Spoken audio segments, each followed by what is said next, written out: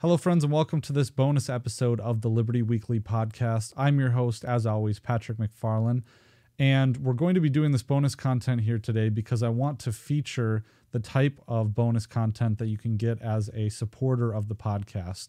And I've done Subscribestar in the past, I've done Patreon, I've done other means of bonus content delivery. I'll still be doing those, so if you want to consider those, libertyweekly.net/support. There's a whole bunch of options. There's crypto, there's like affiliate links, there's a wish list, there's all that kind of stuff at libertyweekly.net/support. But my main focus is going to be on Substack. And one of the reasons why I'm doing that is because I'm going to start writing a lot more for the Institute, and I want to build my own following on Substack. So what I've done, I did a mid-roll announcement in the last episode. And don't worry, this whole thing isn't all just a plug. I'm actually going to go through one of the articles that I wrote called When the Army Sprayed Millions of Americans with Zinc Cadmium Sulfide. But I'm going to be doing a lot of writing for the Institute. I want to have an email list, first of all, that I can take with me in case I've been canceled or anything like that. But Substack has been cool because they haven't censored anyone that I know of yet, although I'm still wary of it. But I can take my email list with me by using Substack, and I can offer all the bonuses that I did on any other platform. And plus, I really like the writing aspect of it because I've always considered myself to be a writer even before law school. So it really gives me a lot of flexibility to do these things that I really like. So we're going to be going through, giving everyone a preview of what you can expect on Substack. And my Substack column is called What They're Not Telling You. And I explained in my last episode in the mid-roll that the reason I chose that title is because my grandfather, who was a John Bircher, had a lot of famous sayings. And one of those sayings was, now what they're not telling you. And then I'm told that he would go into, an explanation of the Federal Reserve conspiracy or the Rockefellers or something like that, or some kind of he was against the Gulf War, Iraq War 1. So he wrote an editorial about that. So I wanted to honor him with that title and be able to have a place where I put out a whole bunch of content. So we're going to go on over to Substack here. And what I'm going to be offering is the early access content that you can get on Patreon. And I'm also going to be offering bonus episodes and exclusive Substack columns as well. And so early access bonus episodes in video format and audio format, and the Substack exclusive columns as well. So those are some of the three things that you can expect. Some of the other bonus stuff that I have on here is some poetry that I wrote too.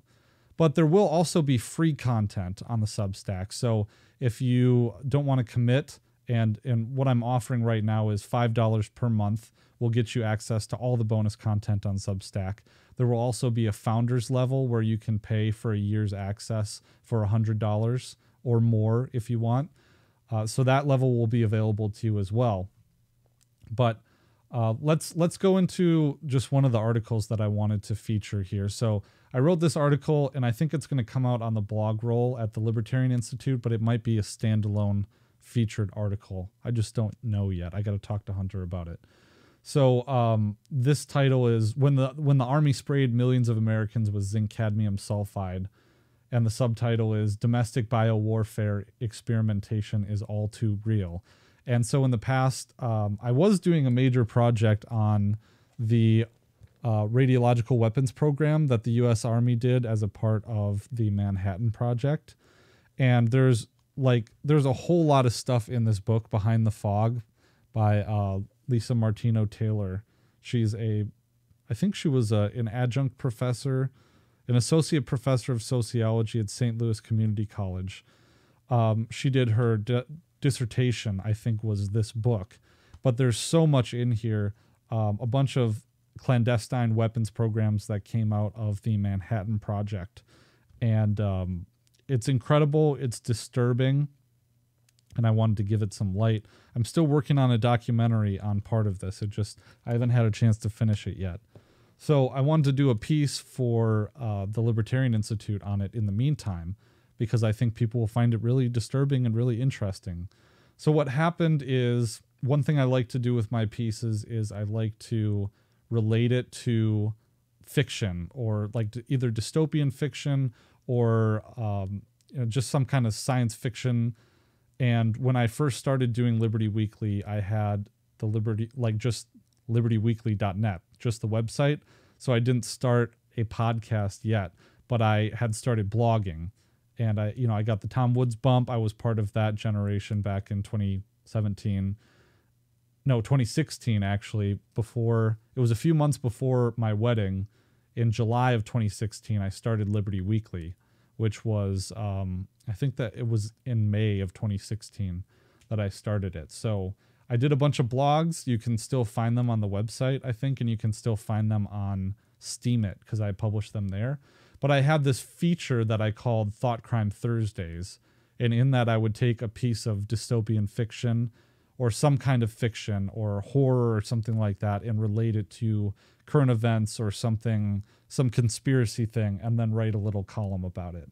And if you actually go back to my original Tom Woods shout out, I can't remember what episode number it is, but he announces like, oh, well, this sounds really interesting. Thought Crime Thursdays. So what really happened was, in the 1950s, I believe it was, the Army Chemical Corps sprayed a bunch of cities in the United States and Canada with this chemical called zinc cadmium sulfide. And they lied to everyone about it. They lied to local officials about it. And they said that what they were really doing was they were spraying a smoke screen in the city to practice shielding cities from Russian bombardments. And that was the ostensible purpose behind this experiment. But what they were really doing was they were blowing zinc cadmium sulfide into the air as an experiment to see if there was a biological attack, how quickly the biological agent could spread across the community. And so it made me think of Return of the Living Dead. And so that's what I chose, and that's what this picture is. So I'll go through, I guess I'll read the article. Maybe I won't read the whole article because it is paywalled, but I'll read it all because it's going to come out. It's going to be published on the Libertarian Institute anyways. I just don't know how long it's going to take for that to happen. Could be a couple weeks. So in 1985, the classic horror comedy film Return of the Living Dead was unleashed upon the world. In it, a worker at a medical supply warehouse accidentally releases a chemical weapon while hazing a teenage employee. The weapon, now affectionately known as Tarman, was a zombie that was sealed away in a rusty iron barrel placed in the basement of the warehouse.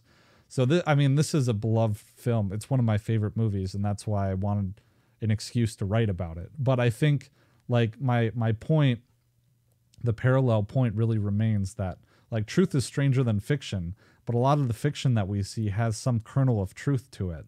And in this instance, I think the kernel of truth is more terrifying than this campy 80s zombie film. So this is the Tarman. He's sealed in a barrel. And actually, I wanted to get a tattoo of Tarman, but I don't think it would turn out well unless you had a really skilled tattoo artist, because it would just look like a big brown blob. So if you've seen the movie, I think Freddy is the name of the kid, and he's a teenage kid working at this medical supply warehouse. And the Tarman's origins are explained in the film, is what I write here. So I linked to the movie script. But the older warehouse worker tries to scare Freddy because at the medical supply warehouse, there's a bunch of cadavers, and there's like dissection tools and that kind of stuff, like diagrams of like split dogs and stuff like that. So he says, Frank says, "Let me ask you a question. You ever seen that movie, Night of the Living Dead?" Freddy says, "Yeah, the one about the corpses eating people. That was one of the finest movies ever made. What about it?" Frank says, "Did you know that it was based on a true case?" Freddy says, "Nah, go on. You're shitting me." Frank says, "I'm dead serious," pun intended. Freddy says, "That's not possible. They showed the zombies taking over the whole world. I would have heard about that." Frank says, "Well, they changed the details for the movie. What really happened was that back in about 1966, there was a chemical spill near Pittsburgh. It leaked down into the Veterans Cemetery and made some dead bodies act like they was alive." Freddie, skeptical, says, "What chemical?" Frank says it's called 2,4,5-trioxin, and they were going to use it on marijuana or something. It was something Darrow Chemical was developing for the Army. They shut it down after the business with the corpses, and they told the guy that made the movie that if he told the true facts, they'd sue his ass off, so he changed it all around. Freddie says, "So what really happened?" Frank says, "Well, they shut it all down, and the Army took away the contaminated dirt and bodies, and they managed to keep it all a secret." Freddie says, "So how come you know about it?" Frank says the Army Transport Department got their orders crossed, and they brought the bodies here instead of Darrow Chemical. Typical Army fuck-up. They put them here and forgot about them. Despite its campy critique of the U.S. military, I'm writing now, Return of the Living Dead's plot is not entirely removed from reality. In truth, the U.S. military has purposely exposed Americans and Canadian civilians to dangerous chemical agents. In the early 1950s, the U.S. Army Chemical Corps prepared a series of biological weapons tests in multiple cities across the United States and Canada. These experiments were executed in the mid-1950s and continued through the late 1960s, but not before a law was passed to shield private military contractors from all liability for public injury. As Professor Lisa Martino Taylor writes, this in effect created a sanction-free military human test zone across North America and blocked legal recourse for victims. In short, the Army was ostensibly concerned that the Russians would expose American and Canadian civilians to dangerous agents, so the Army went ahead and did it themselves in the name of mitigation. So that's the story in a nutshell. As part of the test, the U.S. Army Chemical Corps released zinc cadmium sulfide, quote, from airplanes, rooftops, and moving vehicles in 33 locations, mostly cities and towns in the United States and Canada. These cities included St. Louis, Missouri, Minneapolis, Minnesota, Corpus Christi, Texas, Fort Wayne, Indiana, Biltmore Beach, Florida, and Winnipeg, Manitoba. The cities were chosen because of their similarity to cities in the USSR. In St. Louis, the Army's dispersion methods were insidious. The Army used motorized blowers atop a low-income housing high-rise at schools and from the backs of station wagons to disperse the chemical agent. Local officials were told that the government was testing a smoke screen that could shield St. Louis from aerial observation in case the Russians attacked. Zinc cadmium sulfide itself is a fine powder, quote, that is formed by heating zinc sulfide and cadmium sulfide together under very high temperatures so that they fuse.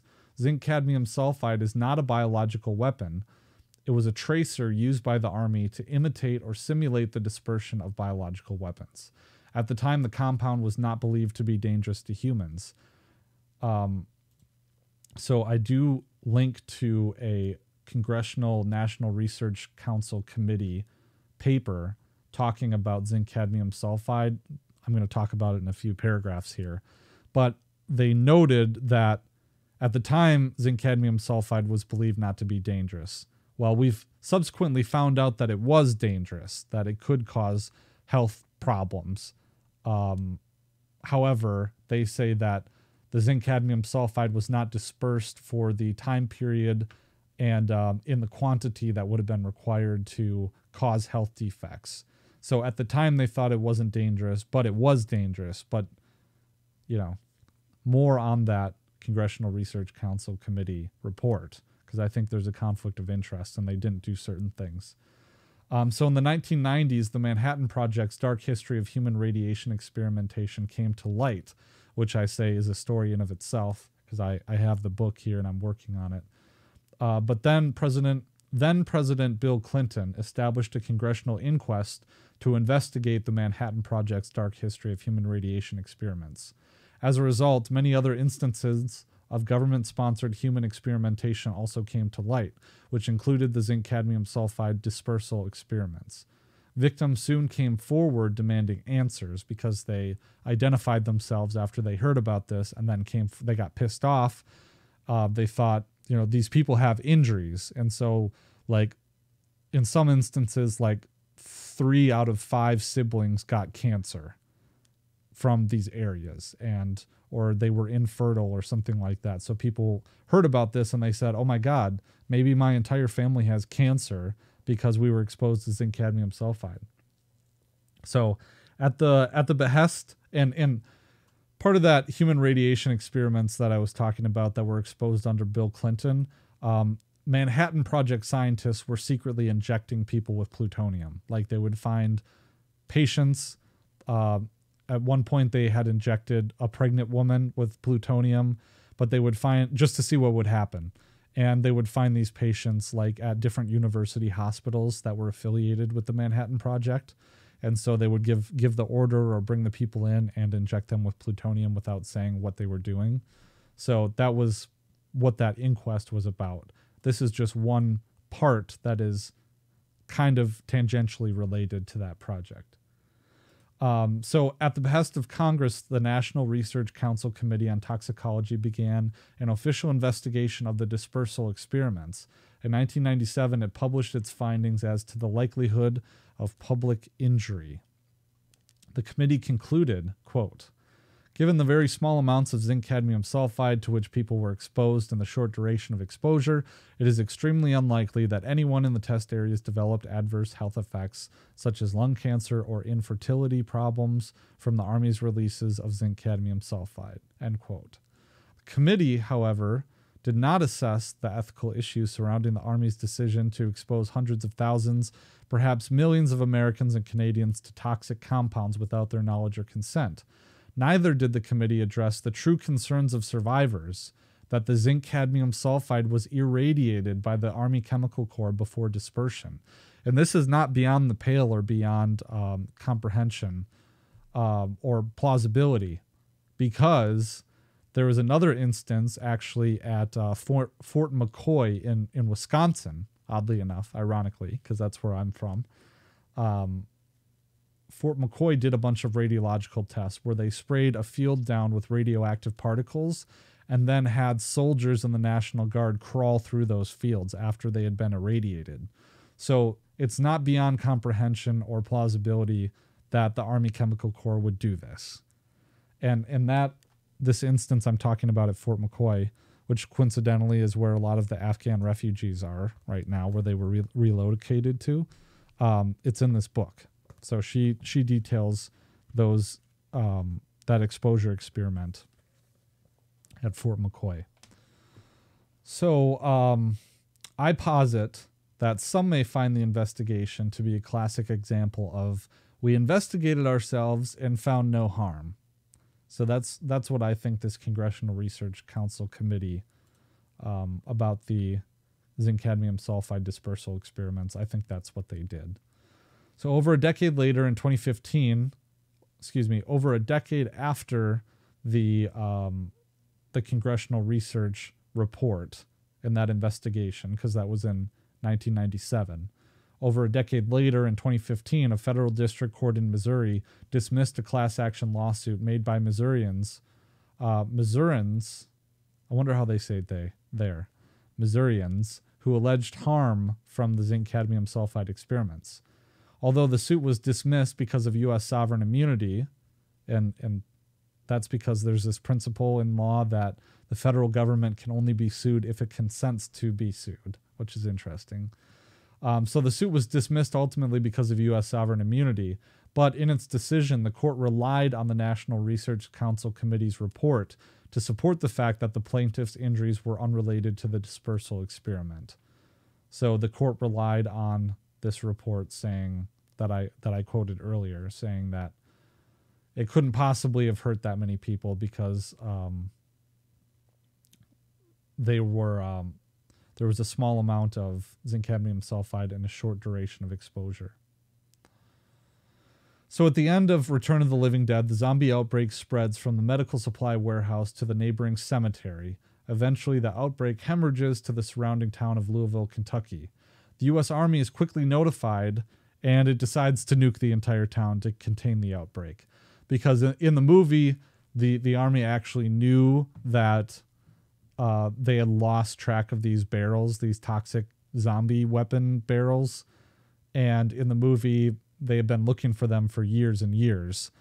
And they finally find them. It turns out there's a task force that has been assigned to finding these barrels.